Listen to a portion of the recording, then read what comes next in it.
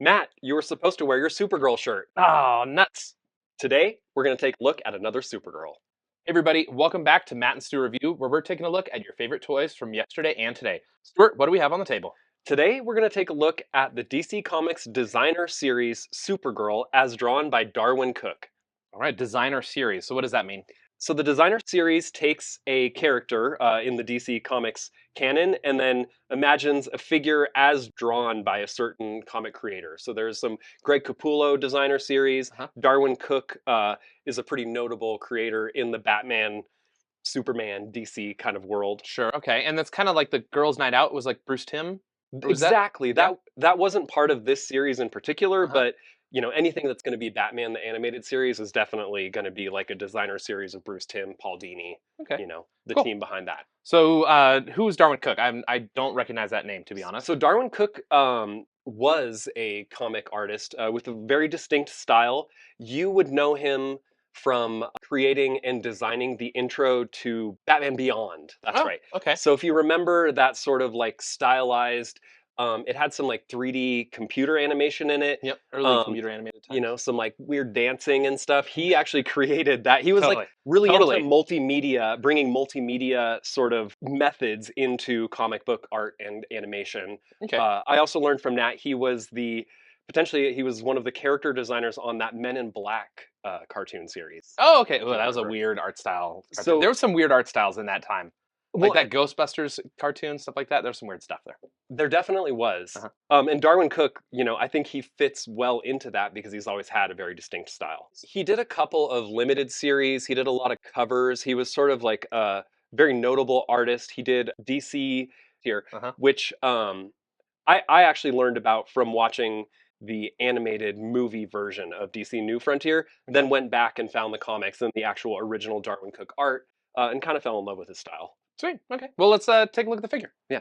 First thing I did want to mention was it's nice they did some air holes for the animals in Oh, this packaging. good. Yeah. So they're So you can check them Crypto on the and airplane. Screechy, Mm-hmm. Screechy, Streaky. Streaky can breathe. Streaky's a cat, the super cat. Yes. Okay. Yeah. The reason this character actually came with the animal figures is that it is an homage to a certain cover that Darwyn Cooke did for Supergirl number 37. Okay. There's a variant cover with this kind of version of Supergirl heading across the cover with her pets there. So Matt, what are your first impressions of that figure? Very basic, looking like kind of figure, but I feel like that's on purpose, right? Like kind of matching the art styles and stuff like that. There is like a rubber overmolded skirt and stuff like that, so she like moves legs and things, like it'll flex with her, which is kind of cool. Like that. Pin joints, so it's like, there are some nicer things out there, but like the hand articulation's super weird because it's like frozen like this, but it only rotates. There's no like actual wrist articulation. Yeah, not much posability really in No, those definitely hands not or posable. wrists. Overmolded rubber hair, so I guess that's cool. But the face style is like super weird. So I would say her face is very indicative of a Darwyn Cooke style, and pretty basic articulation. She's got single pivot joints in all her places. She's really, I'd say, as you'd say, like a shelf pony. Shelf pony. You Yeah. want to put her up there and look nice. I do like the material on this cape though. It's like a nice kind of soft rubber. Yeah, it is nice Um, quality cape. But the feel and like the movement of it is actually pretty cool. Yeah, I really like Darwyn Cooke for sort of a timeless style when it comes to his character designs. They always look like they came out of that, like, is it the 50s? Is it the Yeah. 80s? Kind of Batman the Animated Series, timeless Batman mythos time period that I was like. gonna say it's pretty 50s looking, like cone bra, like just like I don't know, just very iconic of the time. Not a modern Supergirl by any means. Yeah, and it's worth mentioning here that actually the New Frontier series that I had mentioned by Darwyn Cooke earlier was very much like a 50s Cold War DC Comics story. Yeah, So okay. it makes a lot of sense. He seemed to sort of like that time period as well. Let's take a look at the dog and cat too. So is it Astro? Is that his name? Crypto. Who's Astro? Nobody. Astro is the Jetsons. Ah, the Jetsons dog. Okay, yeah. So Crypto, the super dog. and Streaky the super cat. Streaky the super cat. I gotta say, I'm in love with Streaky. Actually, I didn't realize how much I love this figure. You're a cat person, so that makes sense. I do like Crypto's tongue and expression. Very a lot of like They character they and both expression. have a ton of expression Yeah, there's for some good expression on the cat too. It's an like animal accessory. there's a happy cat like kind of vibe going on. Honestly, they're almost better than her. I kind I would of say agree.